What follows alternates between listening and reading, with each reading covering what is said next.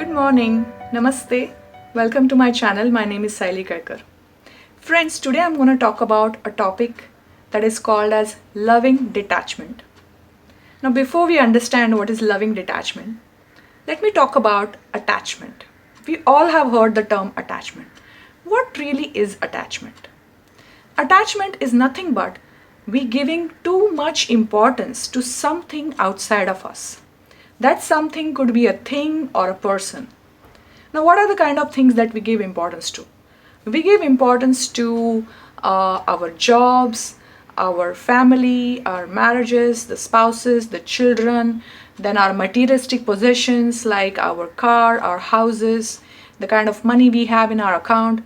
We also give importance to our self-image in this world, or the titles that we hold, our education, our jobs. So all these sorts of things, to some extent we are attached to these things. What happens when we are attached to things? It creates some sorts of feelings inside us. And what are these feelings? These feelings are like you cannot live without this thing. Or this thing is so very important that if you lose it, you will be very insecure in your life. Or you will feel uncomfortable. Or you may not even survive. We are literally holding on to these things or people like this tightly in our hands and are not ready to let go of them. And that is nothing but attachment. What happens when we hold on to things tightly in our fist? We are literally crushing them. We start crushing the things. So when we are attached, in one way, we are also making ourselves a victim of these things or people. What we are saying is, if I don't have this thing in my life, or if I don't have this person in my life is miserable. When I say this, I'm giving my power away to that thing or person. That means I'm making myself less and I'm making myself a victim. If you have seen my previous videos, you know that when we create and when we project a victim consciousness in our life, in order to not feel victim, because victim feelings are very, very uncomfortable, we also project a power control consciousness. So what we do when we feel attached to certain things, in order to not, for those things to not get away from our life, we try and control them. Exactly right. How many times are we trying to control our children, our spouses, our parents, our friends, and all the materialistic things? Obviously, we're trying to control the money that we have, the jobs that we have. We are making lots of strategies, manipulations. And no matter how much we try to control these things, because it's complete illusion, the control is a complete illusion. We keep losing some, we keep winning some. And that game just keeps happening up and down. And that gives rise to a lot of conflict, drama, and a lot of suffering, pain.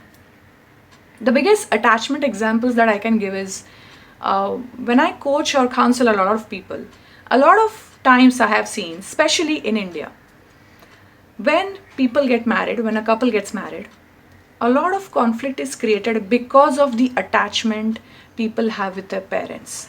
When a couple gets married, the boy is not ready to let go of his parental attachment, and then it hinders into his new relationship with his wife.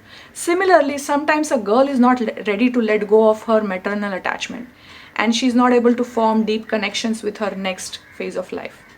Sometimes the parents are too attached to their children. They are so attached that they start having conflict within each other because they are not ready to understand the other person's way of looking at their children. Sometimes they get attached to each other. Having attachment in your marriage, in a couple, is very, very common. In fact, it is something that is looked up upon, that we should have that attachment. Otherwise, how many times have we seen that couples crave to hear statements like, I can't live without you? That is a complete state of attachment. And when you are attached to such a level, you cannot function normally as a whole person. You are giving your power away to another. Because this creates so much of conflict and fights, the key here is to come into the central balance position. not too attached and not too detached. Because then people ask me, what do you mean we shouldn't be attached? Do you mean we should not care about our family? We should just forget about them? No. You should neither be too attached and nor too detached. What we need to do is have a loving detachment. And that's what I'm going to talk about. What is a loving detachment? Loving detachment is you be 100% present with the things that you do, with the people that you are. You completely be loyal and interested and involved and invested in your jobs, in your relationships and everything that you do, but equally 100% unconcerned of the outcomes. Let me explain you a little bit. For example, you have an interview, okay? This is a happening in your life where you have to give an interview for a job. The attachment would be you are holding that job and that interview too strongly in your hand. You're crushing it, where you start getting the feelings of anxiety. You start thinking that if I don't get this job, this is going to happen. I can't live my life. I won't get money. I won't be paid. I won't be looked good upon. Or if I get my job, I can buy that house. I can fulfill that desire or this desire. Both of these thoughts are attachment, which are pulling you in different directions and taking you away from this present moment. Rather, bring yourself completely into this present moment. Be 100% involved in this moment of giving interview.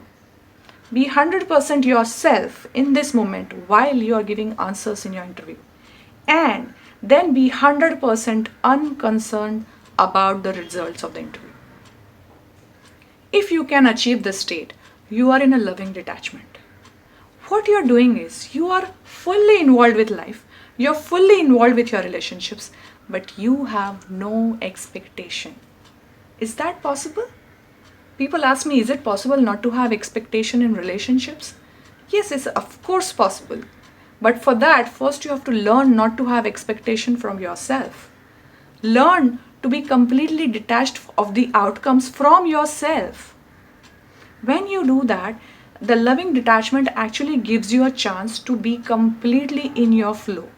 It allows you to be 100% who you are without manipulating any sort of behavior to gain something or from the fear of losing something. Mind you, my dear friends, there is nothing to gain and nothing to lose in this life. You already are the whole. When you realize this, you are able to detach from the outcome and still be your loving self in every single moment of your life. So next time you feel attached to something that's coming into your awareness where you're feeling that you're giving too much importance to that thing, I'll tell you one sentence that my spiritual teacher has told me. Be intimately present with what you do and who you are, and equally unconcerned about the outcome of the results. Thank you.